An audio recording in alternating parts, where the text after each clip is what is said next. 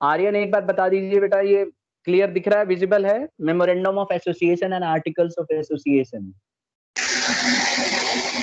Yes sir. ठीक है, mute कर लो। Students, today's topic is memorandum of association and articles of association। हमने पीछे पढ़ा हुआ है कि स्टूडेंट ने म्यूट किया हुआ है। हाँ, पीछे बेटा हम लोगों ने पढ़ा हुआ है कि जब कंपनी फॉर्मेशन होती है तो 3 स्टेजेस से होके चलती है। तो हमने पीछे पढ़ा कि जब आर्टिकल्स ऑफ जब हम लोग इनकॉर्पोरेशन पढ़ रहे थे, रजिस्ट्रेशन ऑफ अ कंपनी, पिछली क्लास में, तो हमने पढ़ा था कि प्रोमोटर जो होता है, जिसके दिमाग में आइडिया आई होती है बिजनेस स्टार्ट करने के लिए, he has to submit lot of documents, और वो documents one by one we have already learn कि वो बहुत सारे डॉक्यूमेंट्स उसको जमा करना पड़ता है। लेकिन वहां पे मैंने आपको डॉक्यूमेंट्स के बारे में समझाया नहीं था, बहुत डिटेल में हमने नहीं डिस्कस किया, हम आगे बढ़ते चले गए।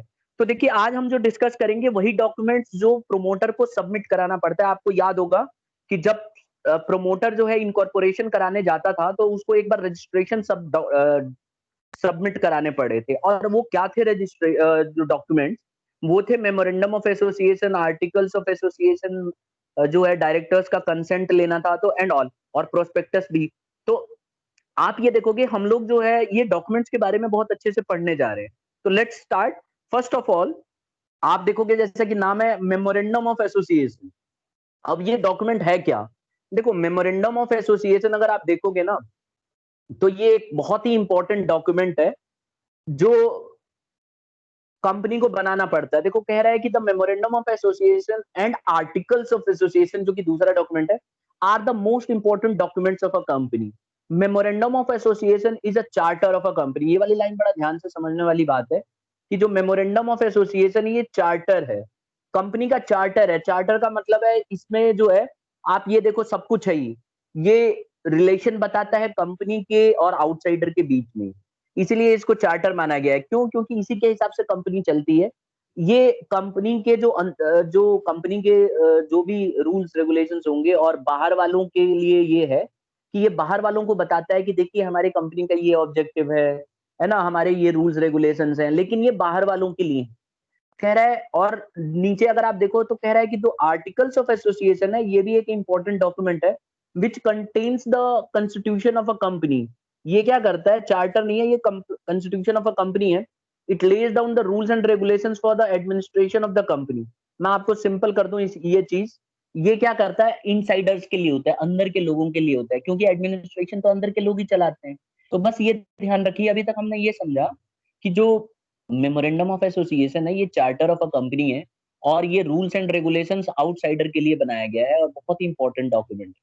इसी तरह से जो आर्टिकल्स ऑफ एसोसिएशन से स्टूडेंट्स, ये भी बड़ा इंपॉर्टेंट डॉक्यूमेंट है, लेकिन ये अंदर के लोगों के लिए बनाया गया है, और इसको हम लोग बोलते हैं कॉन्स्टिट्यूशन ऑफ अ कंपनी। तो इसमें कंपनी के जो कॉन्स्टिट्यूशन हैं वो कंटेन करते हैं।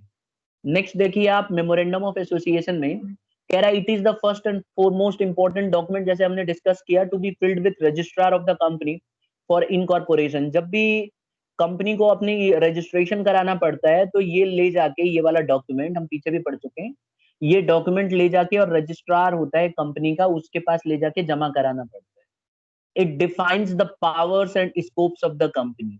स्टूडेंट्स, ये क्या करता है? पावर्स को बताता है, कंपनी के पावर्स को बताता है, और कंपनी के स्कोप्स को बताता है कि कंपनी के पास कितना स्कोप है, यानी कि आगे फ्यूचर में ये क्या करने वाली है कंपनी, और कंपनी क्या क्या कर सकती है, ये सब चीजें इसमें लिखा गया होता है। दस a company can not act beyond the provisions of a memorandum of association. कह रहा है कि इसके अलावा जिस जो मेमोरेंडम ऑफ एसोसिएशन डॉक्यूमेंट है, इसमें जो जो पावर दी गई है ना कंपनी को, उन पावर से अलग हट के काम नहीं कर सकती कंपनी।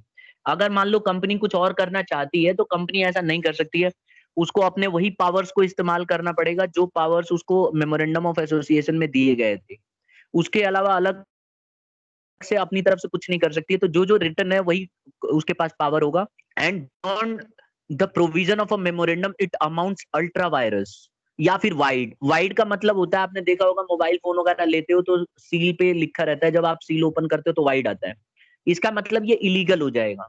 तो होता क्या है स्टूडेंट्स की, मेमोरेंडम ऑफ एसोसिएशन के अंदर जब जो भी लिखा गया है, उसके चार्टर के अंदर जो भी लिखा गया है, उसके अलावा अगर कोई कंपनी अलग हट के काम करती है, अपने इस्तेमाल करती है शक्ति का, पावर का, तो वो इलीगल माना जाएगा, और फिर वो कोर्ट में केस हार भी सकती है, ठीक है, इनफैक्ट हार ही जाएगी अगर आउटसाइडर ने उसके अगेंस्ट केस कर दिया तो ये ध्यान रखने वाली बात है कि अपनी जो मेमोरेंडम ऑफ एसोसिएशन है इससे बाहर नहीं जा सकती है। अंजलि, कोई डाउट है बेटा यहाँ तक? अंजलि? No sir.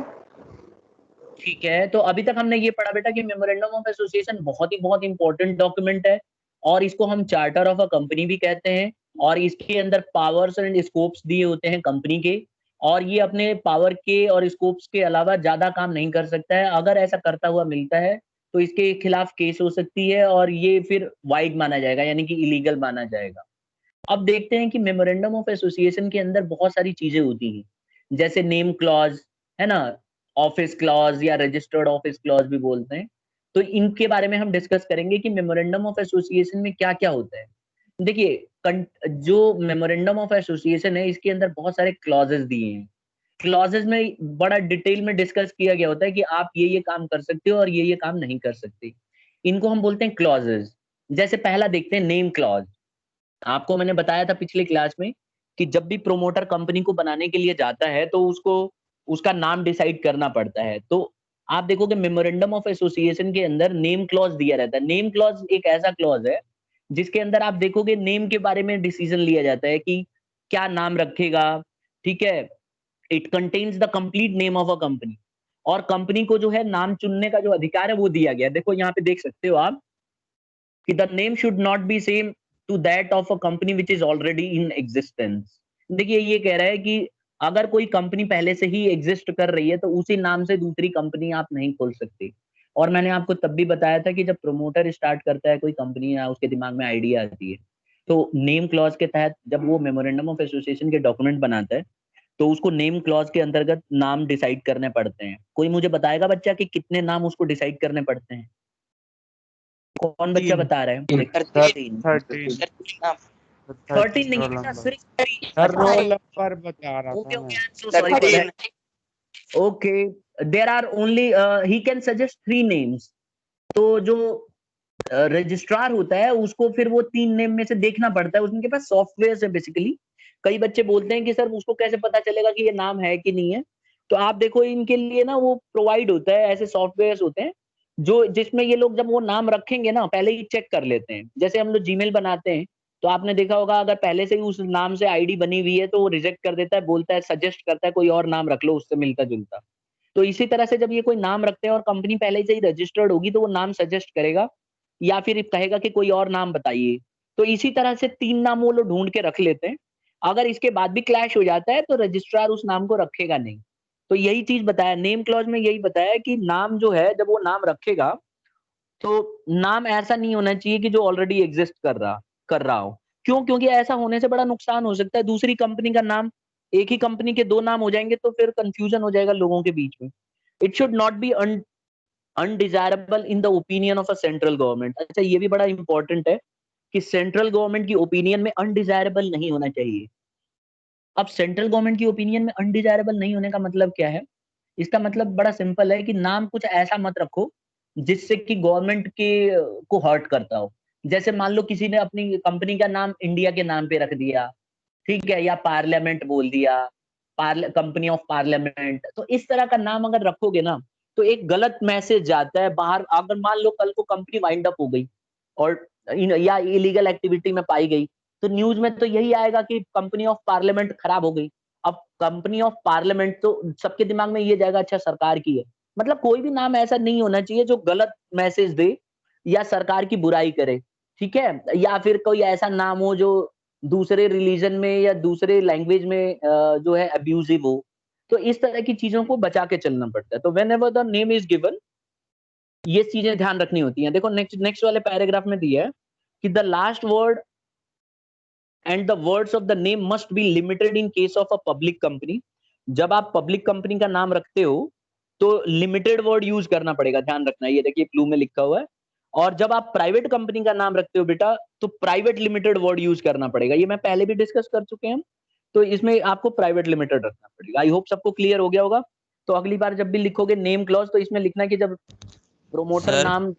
हाँ सर, स्क्रीन बहुत छोटी आ रही है, कुछ दिख नहीं रहा। बेटा ये आप में हो रहा होगा, औरों में तो सही आ रही है। और सर किस मेरा चीज? मैं पीसी में कर रहा हूँ तो नो स्क्रीन सर रोटेट नहीं नहीं कर हो पा रहा। रहा मैं।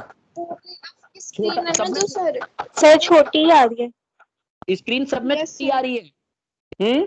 हाँ सर जी। मेरे में भी आ यस रही है, सर। मूव करना नो पड़ सर रहा है। मेरे ठीक है, कोई ऐसा बच्चा है जिसमें सही आ रही है स्क्रीन? सर मेरे में आ रही है क्लियर। सर क्लियर है। क्लियर है क्लियर लेकिन है। छोटी है। इसको एक बार फिर से कर देता हूँ, ठीक है? एक बार कर रहा हूँ, तब क्लियर हो जाएगी, don't worry.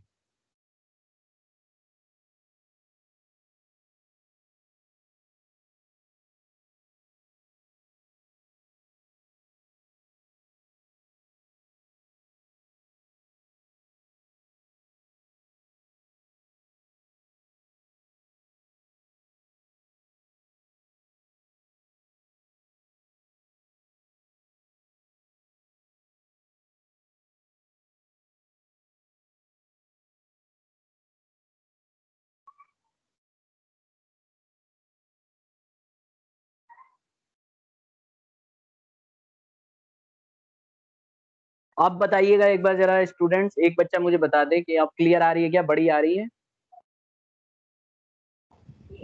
Yes yes sir. Sir. चलिए ठीक है, तो मैं यहाँ था बेटा, ये सॉफ्टवेयर की प्रॉब्लम थी। मैं ये कह रहा हूँ कि यहाँ पे ये बताया गया है कि defines the powers and scopes of the company. ये सब हमने डिस्कस कर लिया है। मैं नेम क्लॉज बता रहा था कि नेम क्लॉज जो है स्टूडेंट्स, नेम क्लॉज में साफ साफ बोला गया है कि नाम इसमें सजेस्ट किया जाएगा, और नाम सजेस्ट करते समय उसको जो है, अगर प्राइवेट कंपनी है तो प्राइवेट लिमिटेड वर्ड यूज करना पड़ेगा, और पब्लिक कंपनी है तो लिमिटेड वर्ड यूज करना पड़ेगा। ये दो चीजें। यहां तक किसी को कंफ्यूजन है? कोई बच्चा मुझे बता दे अगर कंफ्यूजन है, नहीं तो मैं आगे बढ़ूंगा। दूसरा आता है मेमोरेंडम ऑफ एसोसिएशन के अंदर एक और क्लॉज है बेटा, ये है रजिस्टर्ड ऑफिस क्लॉज। कई लोग इसको सिचुएशन क्लॉज बोलते हैं, कई लोग इसको डोमिसाइल क्लॉज बोलते हैं। तो याद रखिएगा ये एक ही बात है, ठीक है? आपके बुक में हो सकता है सिचुएशन क्लॉज भी लिखा हो, तो दैट इज सेम। ये क्या कहता है? कह रहा है it contains the place and state in which registered office of the proposed company is situated. जब ये वाला जब मेमोरेंडम ऑफ एसोसिएशन बनाया जाएगा, तो इसके अंदर प्लेस एंड स्टेट को डिसाइड किया जाएगा, यानी कि क्या प्लेस होगा, कौन सी जगह पे इसको स्टार्ट किया जाएगा, यानी कि आपका ऑफिस कहाँ पे है, इस बात का उसमें लिखा रहेगा। और पहले ही बताना पड़ेगा कि आपका जो रजिस्टर्ड ऑफिस है वो कहाँ पे सिचुएटेड है, यानी कि आपका रजिस्टर्ड ऑफिस कौन सी जगह पे है, उसका प्रॉपर एड्रेस होना चाहिए। और एक और चीज बता दूं बड़ा इंपॉर्टेंट, अगर आप इसमें अल्टरेशन करना चाहते हो, यानी कि कोई बदलाव करना चाहते हो, तो डिपेंड करता है कि अगर मान लो आप एक स्टेट से दूसरे स्टेट में चले गए, सपोज करो पहले आपने क्या किया था, आपने हरियाणा में कंपनी स्टार्ट की थी, और आपने मेमोरेंडम ऑफ एसोसिएशन के समय हरियाणा का स्टेट दिखा रखा था कोई एरिया, और आपका ऑफिस हरियाणा में था। अब सडनली क्या हुआ, आप अपने ऑफिस को शिफ्ट करना चाहते हो यूपी। तो ऐसे में आपको दोनों जगह के जो रजिस्ट्रार हैं, वो हरियाणा का रजिस्ट्रार ऑफ कंपनी और यूपी का रजिस्ट्रार ऑफ कंपनी जहां पे आप जा रहे हो, दोनों से कंसेंट लेना पड़ेगा, और दोनों की हामी अगर हो जाती है तो आप शिफ्ट कर सकते हो, ठीक है? और अगर मान लो आप एक ही स्टेट के अंदर में ही जा रहे हो तो फिर आसान हो जाता है थोड़ा, लेकिन तब भी आपको कंसेंट लेना पड़ता है रजिस्ट्रार के साथ। तो यही है बेटा रजिस्ट्रेशन, जो रजिस्टर्ड क्लॉज है या सिचुएशन क्लॉज है, ये यही बताता है कि इसके अंदर कौन सी जगह है और कहाँ पे आपका ऑफिस सिचुएटेड है, और रजिस्टर्ड ऑफिस आपका कौन से जगह पे है, that has to be informed earlier. तो ये आपको पहले ही इन्फॉर्म करके चलना पड़ता है। नेक्स्ट आता है ऑब्जेक्ट क्लॉज। दिख रहा होगा स्क्रीन पे आपके। ऑब्जेक्ट क्लॉज जो है एक ऑब्जेक्टिव को बताता है, नाम से ही क्लियर है। ये क्या करता है, it contains the objects for which the company is formed. इसमें क्या होता है स्टूडेंट्स की किस उद्देश्य के लिए कंपनी को स्टार्ट किया गया है वो बताता है ये, यानी कि किस ऑब्जेक्टिव के लिए कंपनी को स्टार्ट किया गया था, इसमें साफ साफ लिखा गया होता है कि कंपनी जो है इस ऑब्जेक्टिव के लिए की गई है स्टार्ट। और अगर कंपनी उसके बियॉन्ड जाती है, यानी कि उससे हटके काम करने लगती है, तो ऐसे में कंपनी को अल्ट्रा वायरस एक्ट माना जाएगा। अल्ट्रा वायरस एक्ट का मतलब है इलीगल। देखो नीचे लिखा भी है मैंने कि an ultra virus act is illegal and cannot be ratified even if all the members wish to ratify। कह रहा है अल्ट्रा वायरस वायरस एक्ट एक ऐसा एक्ट है जो इलीगल माना गया है, और अगर मान लीजिए किसी ने इसको फॉलो नहीं किया, अपने ऑब्जेक्टिव से हटके किसी कंपनी ने काम कर दिया, तो उसके बाद फिर उसका कोई इलाज नहीं है, उसको फिर वाइंड अप भी होना पड़ सकता है और सब मेंबर मिलके भी उसको सुधार नहीं सकते। तो याद रखिए, जैसे मान लीजिए एक कंपनी का ऑब्जेक्टिव था कि भाई हम लोग ऑटोमोबाइल्स की कंपनी है और हम लोग गाड़ी और ये सब बनाएंगे, और कंपनी क्या कर रही है, फर्नीचर या कोई और फील्ड में, ठीक है, ऑनलाइन बिजनेस में चली गई। तो ऐसे में उसके ऑब्जेक्टिव्स तो चेंज हो गए ना, उसका ऑब्जेक्टिव कुछ और था, अब उसने अपने ऑब्जेक्टिव को ही बदल डाला। तो इसीलिए ऐसे में ध्यान रखना है कि ऑब्जेक्टिव क्लॉज में पहले ही कंपनी को बड़ा डिटेल में लिख के देना पड़ता है कि कंपनी के क्या क्या ऑब्जेक्टिव्स रहेंगे, और उसी के हिसाब से चलना पड़ता है। Therefore, we can say that it is most important clause of the sir, memorandum of association. हाँ, अगर किसी कंपनी को एक्सपेंड करना हो, जैसे पहले एक सेक्टर में थी अब दूसरे सेक्टर में भी वो एक्सपेंड करना चाहे, तो कैसे होगा फिर? देखो ऐसा है, अगर कंपनी ने, देखो जब कंपनी स्टार्ट होती है ना बेटा, तो उसको उस समय ही उसको डिसाइड करना पड़ता है कि क्या क्या फील्ड में वो जाना चाहती है। तो वो अपने ऑब्जेक्टिव क्लॉज में बहुत अच्छे से लिखे होते हैं उसने कि उसके ऑब्जेक्टिव्स ये हैं, आगे चल के वो एक्सपैंड करेगी और इस फील्ड में जाना चाहेगी। तो ऐसे में तो उसको कोई दिक्कत नहीं है। अब मेरे ख्याल से आप ये पूछना चाह रहे हो कि सर मान लो उसने ऑब्जेक्टिव जो दिया था उसके अलावा एक दूसरा ऑब्जेक्टिव के लिए भी काम करना चाहती है, तब क्या करेगी, यही पूछ रहे हो ना आप? Yes sir. बेटा उसके लिए एक और ऑप्शन है, उसे अल्टरेशन करना पड़ेगा, यानी कि जो उसने अपने ऑब्जेक्टिव क्लॉज को बनाए थे ना, ऑब्जेक्टिव क्लॉज में उसमें बदलाव करना पड़ेगा। और इसको बदलाव करने के लिए जो अल्टरेशन, इसको बोलते हैं अल्टरेशन ऑफ ऑब्जेक्टिव क्लॉज। अगर इसे लिख लेना नोटबुक में, आप, मैं बता रहा हूँ ध्यान से सुन लो और इसको नोटबुक में लिखना। हर एक का अल्टरेशन मैं साथ साथ बताते चलता हूँ, बुक में भी मिल जाएगा, आप लिखिएगा उसको। अगर आप अल्टरेशन करना चाहते हो, in order to alter its object clause, a company must pass a special resolution, company को एक स्पेशल रेजोल्यूशन बनाना पड़ेगा, and obtain a permission of a company law board, और कंपनी का एक लॉ बोर्ड होता है, उससे परमिशन लेनी पड़ती है। लेकिन मैं बताऊं आपको, रियलिटी ये है कि ऑब्जेक्टिव क्लॉ को बदलने के लिए रिजोल्यूशन लाना पड़ता है, और बेटा रिजोल्यूशन बड़ा मुश्किल काम है। ये बहुत ही, मतलब ये लोहे के चने चबाने वाली बात हो जाती है। एक बार आपने ऑब्जेक्टिव क्लॉज बना लिया तो उसके बाद ऑब्जेक्टिव क्लॉज जल्दी कोई कंपनी बदलती नहीं है। और आप ये मत भूलो, आपने टेक्नीशियन से ऑब्जेक्टिव क्लॉज बनवाया होगा, तो उसमें बड़ा सोच विचार करके कंपनी अपने ऑब्जेक्टिव क्लॉज में ऑब्जेक्टिव्स को बताती है। तो शुरू में ही वो सारे अपने ऑब्जेक्टिव्स क्लियर कर देती है कि हम लोग ज्यादा से ज्यादा लोग रखेंगे, हम लोग, हमारा ऑब्जेक्टिव होगा सोसाइटी की मदद करना, अच्छे प्रोडक्ट प्रोवाइड करेंगे, ये वो, मतलब बहुत सारे अपने ऑब्जेक्टिव्स लिखे रहते हैं। तो जनरली आप देखो कि ज्यादा दिक्कत आती नहीं है। लेकिन हाँ, अल्टरेशन कराना एक बहुत मेहनत का काम है। अगर मान लो कुछ एकदम उल्टा पटक हो जाए, जैसे मान लो आप कंपनी जिस लिए स्टार्ट हुई थी उससे ठीक उल्टा करने लग जाए, जैसे ऑब्जेक्टिव ही एकदम चेंज हो जाए, तो आप समझ सकते हो एक तरह से बहुत चेंजेस आ गए कंपनी में, तो इसको बड़ा ध्यानपूर्वक देखना चाहिए। और अगर आप ऐसा करते हो तो आपको रिजोल्यूशन पास करके और चेंज कराना पड़ेगा। और कई कंपनियां कराती हैं, ऐसा नहीं है कि कोई कंपनी कराती नहीं है, इसको अक्सर कंपनियां कराती हैं। इज इट क्लियर नाउ, जिस बच्चे ने यस पूछा सर। था? चलिए ठीक है, तो बेटा हमने 3 क्लॉज पढ़ लिए। एक बार मैं फिर से आपको दिखा देता हूँ वो तीनों क्लॉज। हमने एक नेम क्लॉज पढ़ा, जिसमें हमने पढ़ा कि मेमोरेंडम ऑफ एसोसिएशन में एक क्लॉज होता है नेम क्लॉज, जिसमें कंपनी को नाम डिसाइड करना पड़ता है। जनरली वो 3 नाम देते हैं और 3 में से एक नाम को चुना जाता है। पहला नाम अगर सजेस्ट करती है, फिर दूसरा, फिर तीसरा। कोशिश यही करता है जो रजिस्ट्रार है कि पहले कोई चुने, लेकिन अगर वो नाम ऑलरेडी एग्जिस्ट होगा तो फिर वो दूसरा नाम सजेस्ट करना पड़ता है उसको। फिर रजिस्टर्ड ऑफिस क्लॉज या फिर सिचुएशन क्लॉज भी बोलते हैं इसको। इसमें ये बताया गया है कि आपका जो ऑफिस है वो कहाँ पे है, जो आपका ऑफिशियल एड्रेस जो देना होता है ऑफिस का, वो कहाँ पे है, और ये देना जरूरी होता है। अब इसमें मान लो अगर अल्टरेशन करना होता है, तो अगर वो अल्टरेशन करना चाहेगा तो वो बाद में अल्टरेशन कर सकता है। लेकिन अगर वो एक स्टेट से दूसरे स्टेट में जाता है तो दोनों रजिस्ट्रार से बात करनी पड़ेगी। और अगर एक ही स्टेट में रहता है और मान लो हरियाणा में कोई एक एरिया में था और वहां से चला के कहीं दूसरी जगह चला गया, तो ऐसे में उसको रजिस्ट्रार से कराना पड़ता है, और बोर्ड होता है उसका डिस्ट्रिक्ट का, वहां से सही हो जाता है। एक और चीज साथ साथ बता दूं, नेम क्लॉज में, बेटा नेम क्लॉज क्या बदल सकता है? क्या आपने कंपनी का नाम रख लिया तो क्या आप कंपनी का नाम चेंज कर सकते हो? कौन बच्चा बता रहा है, सजेस्ट करो। आपको क्या लगता है, नाम नेम क्लॉज में नाम बदल सकते हैं क्या कंपनी का? Any student? Yes sir. आपके हिसाब से नाम बदला जा सकता है या नहीं? बदला जा सकता है सर। ठीक है बेटा, आंसर ये है कि बदला जा सकता है। लेकिन आप ये सोचो कि कोई कंपनी ने अपना नाम रख दिया, 10 साल 12 साल चला लिया, तो वो अपना नाम अगर चेंज करेगी तो उसने जितना भी नाम कमाया होगा, गुडविल कमाया होगा, सब जीरो हो जाएगा।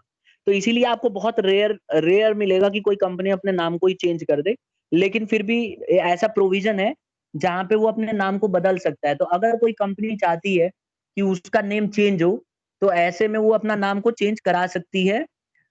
इसके लिए क्या होता है कि आप देखोगे, a company can change it's name by passing special resolution, बिल्कुल वैसे ही रिटर्न में देना पड़ता है और सेंट्रल गवर्नमेंट से अप्रूवल लेना पड़ता है। ध्यान रहे, इस बार सेंट्रल गवर्नमेंट से अप्रूवल लेना पड़ेगा उसको कि क्या हम बदल लें नाम अपना।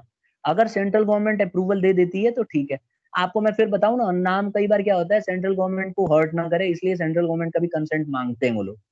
अब आ जाते हैं हम लोग, ये हम सब डिस्कस कर दिया। ऑब्जेक्टिव क्लॉज तो मैंने बता ही दिया कि इसका ऑब्जेक्टिव क्या है। फिर आता है कैपिटल क्लॉज। कह रहा है it contains a capital structure of a company. देखिए क्या होता है कि कंपनी जब स्टार्ट होती है तो उसका एक स्ट्रक्चर होता है कि भाई कंपनी को डिसाइड करना पड़ता है कि कंपनी कितनी बड़ी रहेगी। तो कई बार क्या होता है, कंपनी कहाँ कितना पैसा इकट्ठा करेगी, कितना पैसा मांग सकती है। तो कैपिटल क्लॉज में स्ट्रक्चर को डिसाइड करना पड़ता है। इसके अंदर स्ट्रक्चर होता है, company can not issue more shares than the authorised for time being by the memorandum. मैं आपको समझा दूं पहले, ये ऑथराइज्ड वाला जो कंसेप्ट है आपको नहीं पता होगा। देखो कंपनी कभी भी आती है ना, तो उसको बताना पड़ता है कि बाहर की जनता से अगर वो कल को पैसे रेज करती है तो कितना पैसा रेज कर सकती है, और वो एक मैक्सिमम लिमिट होती है, उसको पहले ही मेमोरेंडम में बताना पड़ता है। जैसे मान लीजिए कोई कंपनी आई और उसने बोला कि हम ज्यादा से ज्यादा 12 करोड़, मैं इमेजिनरी बता रहा हूँ, ठीक है, 12 करोड़ जो है हम पैसा रेज करेंगे, ये रहा। तो ऐसे में आप देखो 12 करोड़ से ज्यादा वो पैसा रेज नहीं कर सकते। ठीक है, तो इस तरह से उसको बताना। अगर आगे भविष्य में उसको ज्यादा पैसा रेज करना है तो वो नहीं कर सकती है, क्योंकि उसके कैपिटल क्लॉज में उसने पहले ही स्टार्टिंग में बोला था कि मैं 12 करोड़ से ज्यादा का पैसा नहीं मंगाऊंगी जनता से। अगर इसको जरूरत पड़ गई तो फिर या तो इसे अल्टरेशन करना पड़ेगा। तो इसको अल्टरेशन किया जा सकता है, ऐसा नहीं है कि नहीं किया जा सकता, अल्टरेशन किया जा सकता है। A company can alter its capital clause by passing a special resolution by obtaining the approval of a company law board। फिर दोबारा से कंपनी लॉ बोर्ड की तरफ से अप्रूवल लेके और इस काम को ये करा सकती है। आई होप सबको क्लियर हो गया होगा। तो कंपनी को पहले ही बताना पड़ता है कि कितना पैसा वो रेज करेगी, और अगर मान लो उससे ज्यादा करना है तो नहीं कर सकती। अगर फिर भी करना चाहती है तो ऐसे में उसको रिजोल्यूशन पास करा के और अल्टरेशन कराना पड़ेगा, और तभी जाके ऐसा कर सकती है। नेक्स्ट आता है लायबिलिटी क्लॉज। आप देखो लायबिलिटी क्लॉज क्या है स्टूडेंट, कह रहा है it contains a nature of liability of its member. देखो इसमें मैं मोटे मोटे तौर पे बता दूं कि इसमें ना मेंबर जो होते हैं ना कंपनी में, उनकी लायबिलिटी किस तरह की होगी वो ये बताता है। ठीक है, this clause is omitted in the case of unlimited liability. देखो अनलिमिटेड लायबिलिटी वैसे मैं आपको बताऊं इंडिया के अंदर तो है नहीं। कोई भी कंपनी के अंदर अगर आप रहे होगे तो आप लिमिटेड लायबिलिटी के लिए ही रहते हो। जैसे आपने 10 लाख के शेयर खरीदे तो आपके सिर्फ 10 लाख रुपए ही डूबेंगे। अगर आप अनलिमिटेड लायबिलिटी के लिए वाली कंपनी है तो ऐसे में लायबिलिटी क्लॉज बनाने की जरूरत ही नहीं है, सिर्फ लिमिटेड लायबिलिटी के लिए होता है ये। तो कह रहा है the memorandum of a company limited by shares और by guarantee shall also state that the liability of its member is limited. साफ साफ मैंने पहले भी बता रखा है कि कंपनी जब स्टार्ट होती है तो मेमोरेंडम में एक लायबिलिटी क्लॉज है जिसमें उसको बताना पड़ता है कि अगर वो लिमिटेड लायबिलिटी है तो उसके जितने मेंबर होंगे, अगर कल को कंपनी डूबती है तो वो उतने के लिए ही जिम्मेवार होंगे जितना पैसा उन्होंने बिजनेस में लगाया है, उससे ज्यादा उनसे पैसा नहीं लिया जाएगा। और फिर एक और आता है कि और by guarantee shall also state that the liability of its member is limited. अब होता क्या है कि मैं आपको ये चीज समझा देता हूँ सिंपल भाषा में, कि जैसे मान लीजिए मैं कंपनी का एक मेंबर हूं और मैंने शेयर्स खरीदे। अब कंपनी के मैंने 1000 शेयर खरीदे, देखो एक बार मैं फिर दिखाता हूँ यहाँ पे, 1000 शेयर खरीदे स्टूडेंट, और हर एट द रेट एक शेयर मेरा 100 रुपए का है, एक शेयर मेरा 100 रुपए का है, तो कितने बन गए 1 लाख। तो मैंने 1 लाख शेयर खरीदने थे, लेकिन मैंने क्या किया बेटा, मैंने सिर्फ 80 रुपए ही अभी तक पेमेंट किया है और 20 रुपए बाद में बोला है करने के लिए 2 महीने बाद, और तभी कंपनी बंद हो जाती है। तो मैंने अभी तक पैसे लगाए हैं 80,000, जबकि मुझे लगाने थे 1 लाख। मेरे जो 20 रुपीज अभी पे करना है 1000 शेयर पे, अभी मैंने नहीं किया है।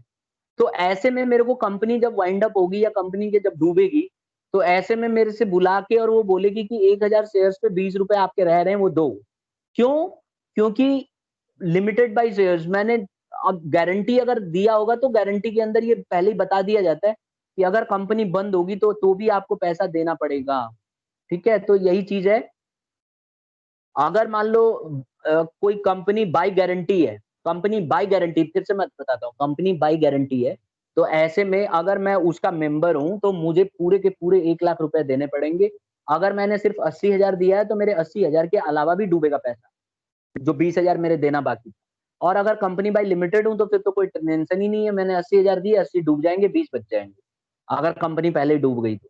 कह रहा है if company wants to change the memorandum then it must on permission of a central government. मैं पहले भी क्लियर कर चुका हूँ कि परमिशन लेके सेंट्रल गवर्नमेंट से इस क्लॉज को बदल सकती है मेमोरेंडम ऑफ एसोसिएशन। तो ये था हमारा मेमोरेंडम ऑफ एसोसिएशन। इसके ऊपर हम लोगों ने जितने क्लॉजेस पढ़े बेटा आपको ध्यान रखना है, एक बार मैं फिर से रिपीट कर देता हूँ। मेमोरेंडम ऑफ एसोसिएशन एक ऐसा डॉक्यूमेंट है जो बहुत ही इंपॉर्टेंट है, और ये क्या करता है, पावर्स को बताता है कंपनी के, और रजिस्ट्रार मतलब जो है ये बाहर के आउटसाइडर्स के लिए बताता है कि क्या क्या कंपनी की पावर है उनके प्रति। अगर कंपनी इससे हटके काम करती है तो नील एंड वाइड मानी जाएगी। अब इसमें कंटेंट्स क्या क्या है, एक है नेम क्लॉज, जिसमें कंपनी को पहले ही नाम तय करना पड़ता है कि उसका क्या नाम होगा, नाम रखते समय ध्यान देना चाहिए, वो सब समझा चुका हूँ। अगर पब्लिक कंपनी है तो लिमिटेड वर्ड लगाना पड़ेगा, प्राइवेट है तो प्राइवेट लिमिटेड अपने नाम के आगे लगाना पड़ेगा, जिससे लोगों को समझ में आ जाए कि किस तरह की कंपनी है। रजिस्टर्ड ऑफिस में उसका रजिस्टर्ड ऑफिस है कहाँ पे, ये बात उसको बतानी पड़ेगी, और अगर आगे फ्यूचर में चेंज करना चाहता है तो वो कर सकता है। फिर ऑब्जेक्ट क्लॉज, ऑब्जेक्ट क्लॉज में कंपनी का ऑब्जेक्टिव क्या है ये बताना पड़ेगा, बहुत इंपॉर्टेंट क्लॉज माना गया है ये, सबसे इनफैक्ट मेरे हिसाब से ये सबसे इंपॉर्टेंट क्लॉज है, क्योंकि कंपनी के पावर्स और ऑब्जेक्टिव्स इसमें लिखे गए होते हैं, और कंपनी इससे हटके अलग काम नहीं कर सकती है। अगर कंपनी ऐसा करती हुई मिलती है तो कंपनी को के ऊपर केस चलेगा और उसको क्लोज भी किया जा सकता है। कैपिटल क्लॉज, कंपनी हर एक जब भी स्टार्ट होती है तो उसको बताना पड़ता है कि वो कितना पैसा लोगों से ले सकती है, रेज कर सकती है।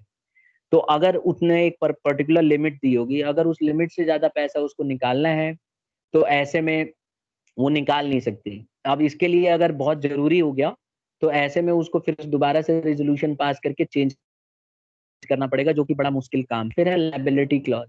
देखिए लायबिलिटी क्लॉज में ये बताया गया है कि हर एक कंपनी के जो मेंबर होते हैं उनकी एक पर्टिकुलर लायबिलिटी होती है।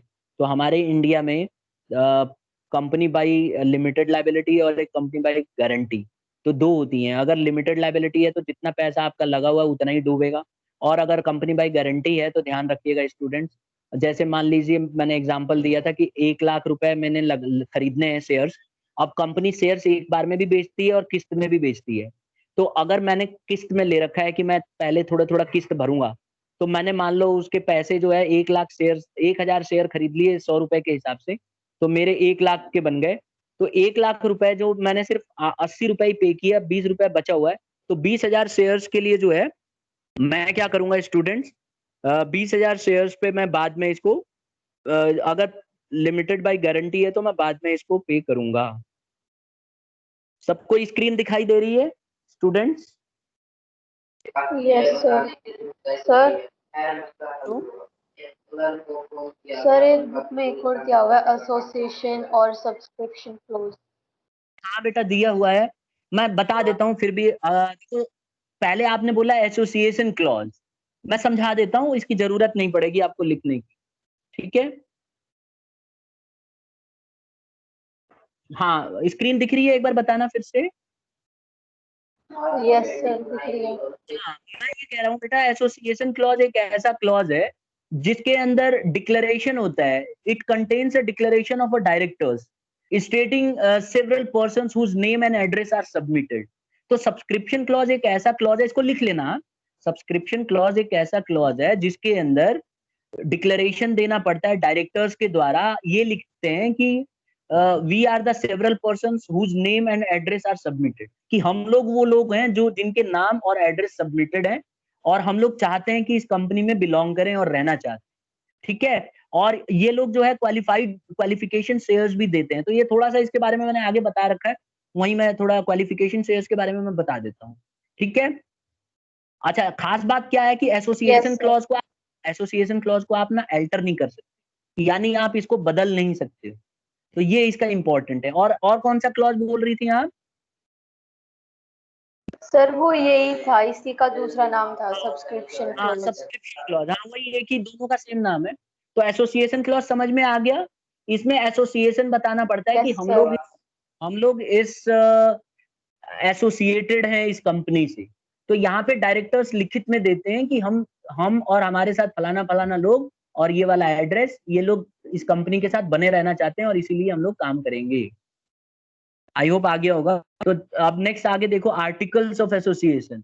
आर्टिकल्स ऑफ एसोसिएशन क्या है बेटा? आर्टिकल्स ऑफ एसोसिएशन भी बहुत इंपॉर्टेंट डॉक्यूमेंट है, हमने शुरू में ही पढ़ लिया है कि ये एक ऐसा डॉक्यूमेंट है जिसमें rules, internal management of the affairs of a company दिया रहता है। यानी कि जो कंपनी जो है इसके अंदरूनी जो भी मैटर होंगे वो सारे के सारे जो है इसमें दिए रहते हैं कि एम्प्लॉय के साथ कैसे बिहेव किया जाएगा, अगर कोई एम्प्लॉय ऐसे काम करता है तो उसको क्या सजा मिलेगी, और इस ये सारी चीजें दी होती हैं इसमें। जैसे ऐसे होता है कि जैसे मान लो कोई एम्प्लॉय जानबूझ के नाटक कर रहा है तो उसको निकालने का क्या प्रोविजन है। अगर कोई इलीगल एक्टिविटी में पाया गया कोई भी एम्प्लॉय कंपनी का, तो क्या कंपनी के पास अधिकार है कि उसको जेल में डाल सकती है?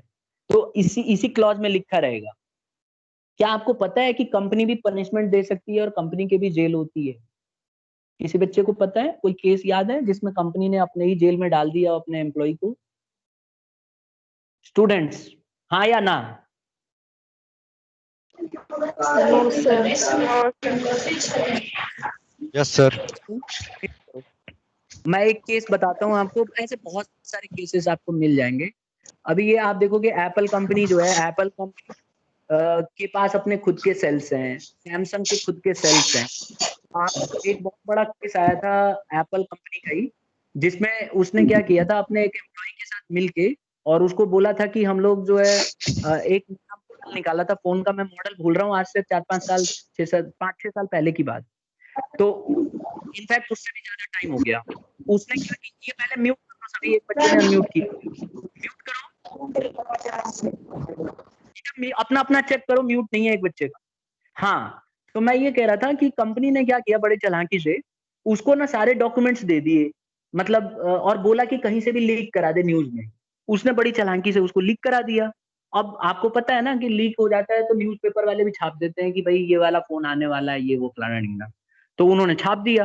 अब इसका क्या हुआ, लोगों में जैसे होता है ना, एक सब लोग पढ़ने लगे, अरे ये वाला फोन आने वाला है। कंपनी ने बोला कि हमारी गलत गलत हुआ है, हमारे साथ नाइंसाफी है, हमारे किसी एम्प्लॉय ने, हम केस इस पे जांच करेंगे कि किसने लीक किया है। और मीडिया का ही नाम लगाने लगी, जबकि खुद ही लीक कराया था। और बाद में उस एम्प्लॉय को पकड़ लिया और उसको ले जाके जेल में, चाइना चाइना में इसका सेटअप था उस समय, अभी भी है इनफैक्ट।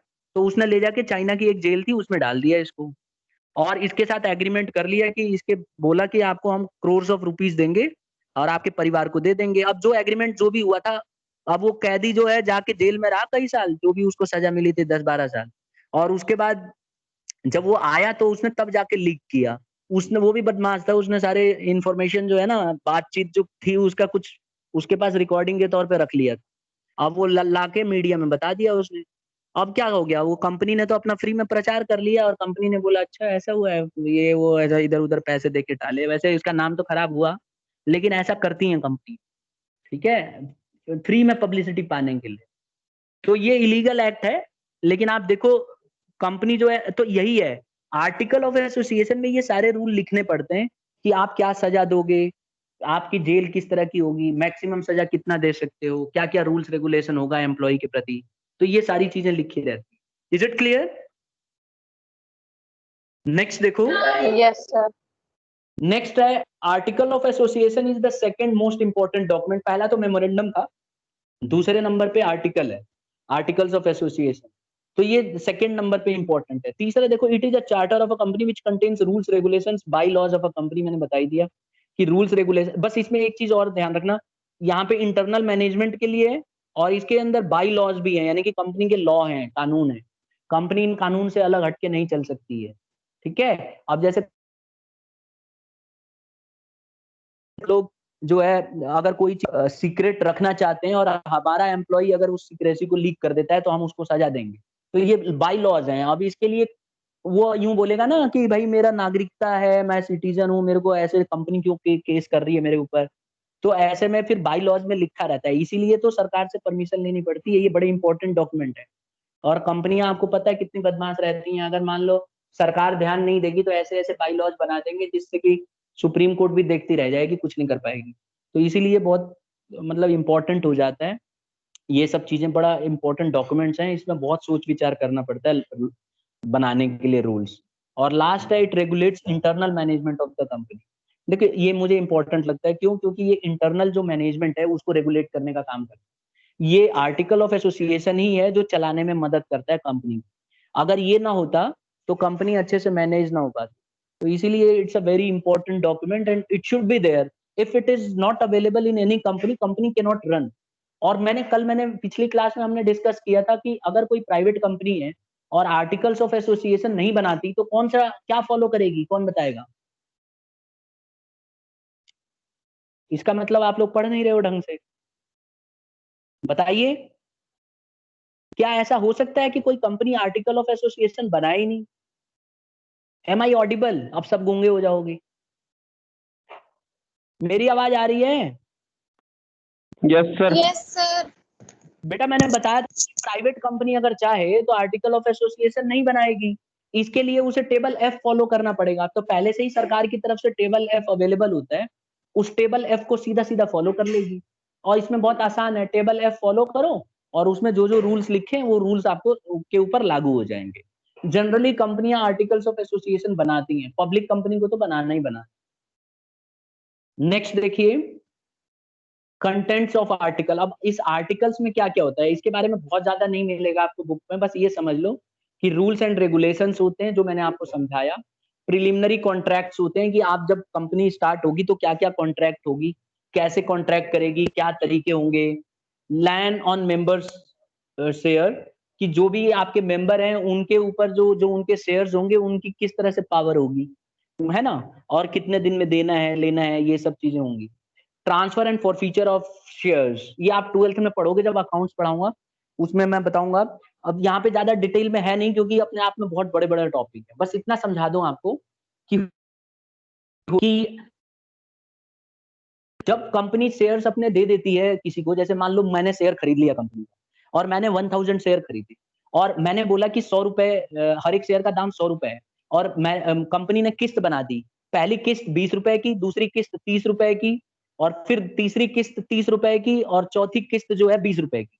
यानी कि मैंने क्या किया, आखिरी किस्त से पहले 80 रुपीज हो गए, आप गिन के देख लो, 20 प्लस 30 प्लस 30, 80 हो गए।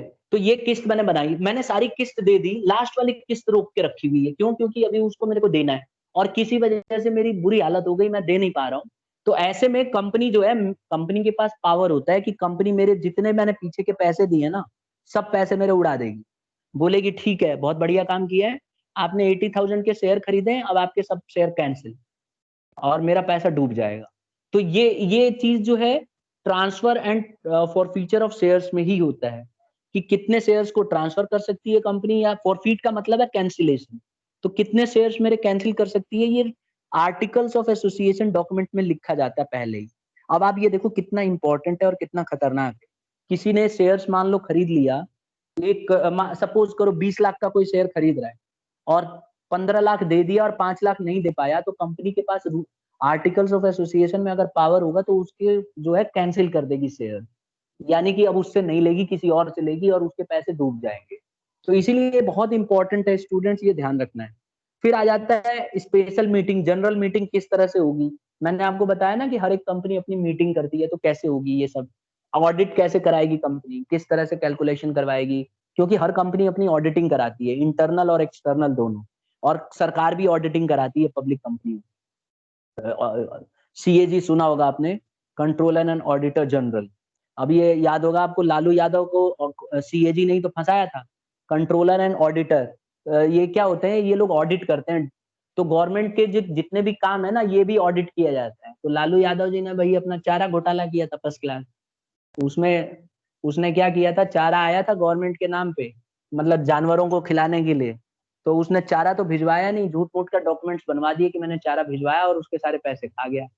तो जब ऑडिटर ने चेक किया डॉक्यूमेंट्स ऑडिटिंग के दौरान, तो उसने देखा कि भाई, जब उसने चेकिंग कर रहा था तो उसने व्हीकल्स के नाम होते हैं ना, नंबर, कि इस नंबर की गाड़ी इतना टन लेके गई चारा, तो उसने क्रॉस चेक किया कि भाई ये वाली गाड़ी नंबर का पता लगाओ, इसका निकाल के लाओ वाउचर, प्रूफ दिखाओ। तो प्रूफ में पता चला वो स्कूटर है, वो स्कूटर का नंबर निकला। उसने कहा भाई एक स्कूटर पे 2 टन सामान कैसे गया? स्कूटर वाले को बुलाया गया, उसने बोला सर मैंने तो, मेरा तो स्कूटर में मैं कैसे ले जाऊंगा?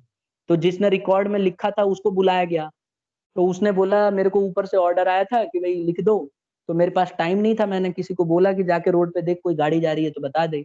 अब बिहार में जो टू व्हीलर होती है ना, इनको गाड़ी बोलते हैं। जो बच्चे बिहार के होंगे उनको पता होगा, ये मोटरसाइकिल को वो लोग बोलेंगे गाड़ी। अब वो आके उसने, उसे लगा मोटरसाइकिल का, वो जाके बताया उसको स्कूटर का नंबर, उसने नोट कर दिया। अब ये प्रूफ कैसे होगा? अब ये इस तरह से ऑडिटर ऑडिटिंग करते हैं। तो कंपनियों को भी ऑडिटिंग कराना पड़ता है। और वाइंडिंग अप प्रोसीजर, किस तरह से कंपनी बंद होगी, प्रोसीजर क्या होगा, ये सब लिखित रहता है। Am I clear to everybody? Sameer? Yes, sir. Yes okay. Sir. Yes sir. ये है बेटा आर्टिकल्स, जो कंटेंट्स हैं आर्टिकल्स ऑफ एसोसिएशन के, ये सब इसमें होते हैं। तो आप समझ गए होगे कि कितना इंपॉर्टेंट होता है ये सारी चीजें। अब हम क्या करेंगे, डिफरेंस पढ़ेंगे जल्दी जल्दी, क्योंकि दोनों हम समझ चुके हैं। तो एक बार डिफरेंस भी देख लेते हैं, दोनों के बीच में क्या फर्क है। देखिए, अगर हम ऑब्जेक्टिव की बात करें तो मेमोरेंडम ऑफ एसोसिएशन जो है ये ऑब्जेक्टिव्स बताता है, ठीक है। और आर्टिकल्स ऑफ एसोसिएशन रूल्स बताता है। मैं सर्कल कर रहा हूं, ये ध्यान देना। दूसरा, पोजीशन, अगर आप देखो तो ये मेन डॉक्यूमेंट है ना। Memorandum of association main document है और article of association secondary document है। क्योंकि आपको पता है मेमोरेंडम ऑफ एसोसिएशन तो बनाना कंपलसरी है, लेकिन आर्टिकल्स ऑफ एसोसिएशन कोई कोई कंपनी नहीं भी बना सकती है अगर प्राइवेट कंपनी है। ऐसे में वो टेबल एफ को फॉलो कर सकती है, इसलिए इसको सब्सिडियरी डॉक्यूमेंट बताया गया है। और सबसे पहले कंपनी बनते समय आपको memorandum of association he document देना पड़ेगा, उसके बाद ही आप आर्टिकल्स ऑफ एसोसिएशन दे सकते हो। फिर आता है रिलेशनशिप। मैं बड़ा सिंपल है भाई, कुछ नहीं। अगर मान लो मेमोरेंडम है तो आउटसाइडर के लिए होती है, यानी कि कंपनी और बाहर के लोग, इनको निपटाती है। लेकिन आर्टिकल्स ऑफ एसोसिएशन जो है ये अंदर के लोगों का रिलेशन तय करती है। तो कंपनी के पास पावर है कि अपने एम्प्लॉय को सजा दे, लेकिन ये आर्टिकल ऑफ एसोसिएशन में लिखा रहेगा। लेकिन अगर कंपनी बाहर वाला जो आदमी है उसके ऊपर केस करना है तो मेमोरेंडम ऑफ एसोसिएशन में लिखा रहेगा। तो ये ध्यान देना कि मेमोरेंडम बाहर के लिए और आर्टिकल ऑफ एसोसिएशन अंदर के लिए। वैलिडिटी कह रहा है acts beyond the MOA is invalid and can not be ratified, ठीक है। और कह रहा है कि जो अगर आप एमओए के खिलाफ काम करोगे तो ये इलीगल है ना। मतलब इसको हम सही सुधार नहीं सकते, आपने गलत कर दिया तो गलत कर दिया, अब इसमें चेंजेस सुधारा नहीं जा सकता है मेमोरेंडम ऑफ एसोसिएशन के अंदर। जैसे आप मेमोरेंडम ऑफ एसोसिएशन में पावर होती है कंपनी की। अब कंपनी ने क्या किया, अपनी पावर का गलत इस्तेमाल कर दिया। अच्छा, बोर्ड ऑफ डायरेक्टर मीटिंग करके बोलेंगे नहीं नहीं हम इस गलती को सुधार देंगे। अरे भाई कैसे सुधार दो? अब जैसे मान लीजिए मेमोरेंडम ऑफ एसोसिएशन में कंपनी ने लिखा हुआ है कि हमारा ऑब्जेक्टिव है कि कम से कम 4 लाख लोगों को जॉब पे रखेंगे। अब पता चला एक दिन कंपनी ने क्या किया, फटाफट नई नई मशीन आ रही है, मशीन लगा दिए और एम्प्लॉय को घटा के 4 लाख की जगह 3 लाख कर दिए।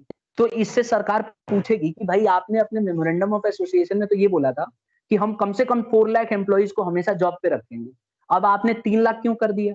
वो बोलेंगे भाई ऐसा है कि हमने तो मशीन आ गई है, इस वजह से एम्प्लॉय को बाहर निकालना पड़ा। मशीन जो कर सकती है वो आदमी थोड़ी ना कर सकता है, तो हमारी मर्जी है। तो ऐसे में बोलेंगे ठीक है हमारी भी मर्जी है, तुमने कंपनी के जो मेमोरेंडम ऑफ एसोसिएशन है उस डॉक्यूमेंट का उल्लंघन किया है, वायलेट किया है, तो आप इसका सजा भुगतो। तो कंपनी बोर्ड ऑफ मीटिंग करके ये नहीं बोलेगी कि हम गलती को सुधार रहे हैं और 1 लाख और एम्प्लॉय को ले लेते हैं, सीधा पनिशमेंट मिलेगी और भयंकर, कंपनी बंद भी हो सकती है। तो इतना इंपॉर्टेंट हो जाता है मेमोरेंडम ऑफ एसोसिएशन। तो इसमें देखो, इसको रेक्टिफाई नहीं किया जा सकता, मतलब इसमें चेंजेस नहीं लाए जा सकते। अब आर्टिकल ऑफ एसोसिएशन क्या है बेटा, ये beyond articles can be rectified provided. देखो मैं इसमें एक पॉइंट पर खतरनाक है कि आप आर्टिकल ऑफ एसोसिएशन को वायलेट करते हो तो माना जा सकता है, इसमें सुधार हो सकता है, लेकिन वायलेशन इस तरह से ना हो कि मेमोरेंडम ऑफ एसोसिएशन को वायलेट कर जाए। अगर ऐसा हो जाता है तो ये भी रेटिफाई नहीं हो सकता, तो ध्यान रखिएगा। Every company has to file MOA, necessity देखो लास्ट वाला, हर एक कंपनी को एमओए बनाना पड़ता है, लेकिन प्राइवेट कंपनी को एमओए नहीं बनाना पड़ता, ठीक है। अगर मान लो it is not compulsory for a sorry उल्टा बोल रहा हूं, it is not compulsory for a public limited वही to file AOA, it may adopt table F, table F को अडॉप्ट कर सकती है। ठीक है, अब एक और आ जाता है document consent of proposed directors. यही है, इसमें क्या है कि जितने डायरेक्टर्स हैं, ये भी एक इंपॉर्टेंट डॉक्यूमेंट है, तीसरे नंबर पे इंपॉर्टेंट डॉक्यूमेंट है कि जितने भी डायरेक्टर्स होते हैं उनका कंसेंट लेना जरूरी है। Apart from the memorandum and article of association, written consent of each person named as a director is required. अब ये दो डॉक्यूमेंट के अलावा एक कंसेंट लेना पड़ता है डायरेक्टर से कि भैया तुम कंपनी के डायरेक्टर हो तो इस बात की लिख के दो, लिखित में दो। तो वो अपना रिटन में देता है कि हाँ मैं इस कंपनी का डायरेक्टर रहता हूँ और मैंने क्वालिफाइड शेयर्स, क्वालिफिकेशन शेयर्स खरीद रखे हैं। अब क्वालिफिकेशन शेयर्स क्या होता है ये देखो नीचे समझाया है। क्वालिफिकेशन शेयर्स में मैं सिंपल बता देता हूँ कि कंपनी को ना शुरू में जो डायरेक्टर्स होते हैं उनको एक लिमिटेड अमाउंट ऑफ पैसा लगाना पड़ता है कंपनी के अंदर। अगर वो पैसा उन्होंने बिजनेस में लगा दिया तब तो बोलेंगे कि क्वालिफिकेशन शेयर्स उन्होंने खरीद रखा है, और अगर खुद ही पैसा नहीं लगाएंगे तो बोलेंगे क्वालिफिकेशन शेयर्स नहीं है। तो जब कंपनी स्टार्ट होती है तो एक लिमिट रखी जाती है कि इतना पैसा कम से कम डायरेक्टरों का लगा होना चाहिए। वो पैसा अगर उनका लगा हुआ है तो ठीक, नहीं तो माना जाएगा कि क्वालिफिकेशन शेयर्स नहीं है। अगर ये गलत हो गया ना तो कंपनी को फिर इनकॉर्पोरेशन कराना मुश्किल हो जाएगा। फिर आता है agreement. If any which the company proposes to enter with individual for appointment as its managing director or a whole time director, the manager in another document which is required to be submitted to the registrar for getting the company registered under the act। ये agreement है कि उसको agreement करना पड़ता है कि अगर वो जनरल मैनेजर या इस तरह का कोई पोस्ट पे रखना चाहता है किसी को, तो वो एग्रीमेंट लिख के देना पड़ता है उसको पहले ही, इनकॉर्पोरेशन होने से पहले ही, कि ये सब चीजें हमने करा रखी हैं और हम लोग ऐसा एक जनरल मैनेजर रखेंगे। तो यही था स्टूडेंट्स आज की क्लास का। अगर किसी बच्चे को कहीं भी डाउट है तो मेरे से तुरंत पूछें अभी। हाँ स्टूडेंट्स, एनीबडी? ठीक है, आजकल डाउट नहीं आ रहे हैं बच्चों के, पता नहीं क्यों, पहले पूछते थे आप लोग, आजकल कम कर दिया है। या तो बहुत अच्छे से आ जा रहा है या फिर उतना इंटरेस्ट नहीं ले रहे हो, दोनों में से एक चीज हो सकती। ठीक है स्टूडेंट्स, मेरी आवाज आ रही है ना? Yes sir. ठीक है, किसी को कोई डाउट है? एनीथिंग? डाउट पूछने से ना डिस्कस। चलिए ठीक है, तो आज लीव करते हैं। मैं ये भेज दूंगा पीडीएफ, इसी को नोट करना और बुक से भी थोड़ा सा देख लेना, कुछ पॉइंट्स अच्छे अच्छे मिलेंगे आपको वहां पे। ओके, क्लास ओवर होती है स्टूडेंट्स, लीव कर सकते हो।